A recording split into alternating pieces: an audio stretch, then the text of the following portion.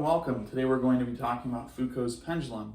Leon Foucault first exhibited his pendulum in 1851 at the World's Fair in Paris, and he did so to show that the Earth indeed rotates beneath our feet.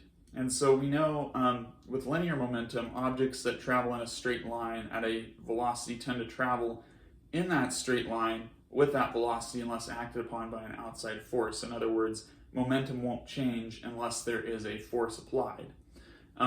Similarly, with a pendulum will seek to spin, or will seek to turn or rotate. What's a better word? It will tend to swing in its plane. And so even if its surroundings change around it, it will want to keep swinging in that plane unless there's a force applied. And so on Earth, if you were at the North Pole and you had a Foucault's pendulum swinging, it would appear as though the Foucault's pendulum did one rotation every 24 hours, but in fact, that's the Earth rotating underneath your feet, and the Foucault's pendulum is simply swinging in its plane.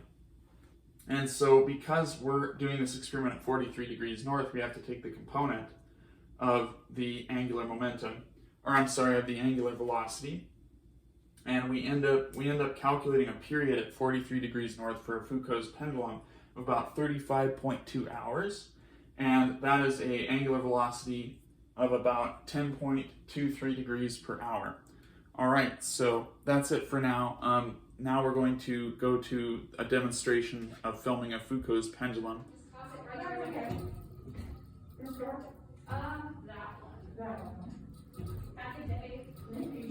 All right, that last clip of the Foucault's pendulum at the Discovery Center in Boise, Idaho, was showing at 10:45 a.m.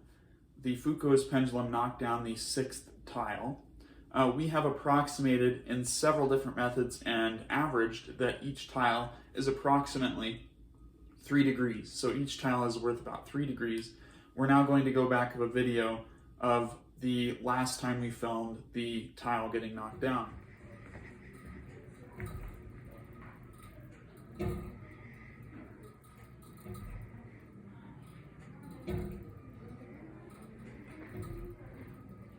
All right, we're back. So we see that at 10:45 a.m. we watched the 6th tile fall down, and at 2:57 p.m. we watched the 18th tile fall down.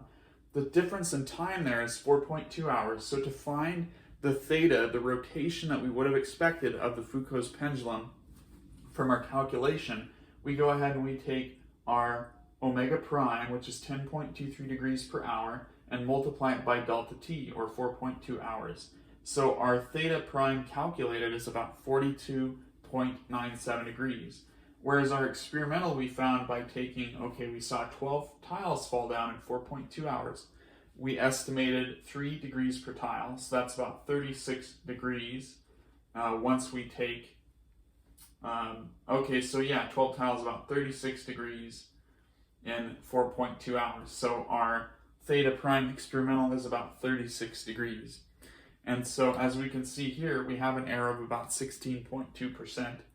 Not quite sure why that is. The motion of the pendulum definitely has some jerkiness in it, so I'm not sure if that could contribute. But either way, it looks as though we're pretty close here. And so the math does seem to line up with reality.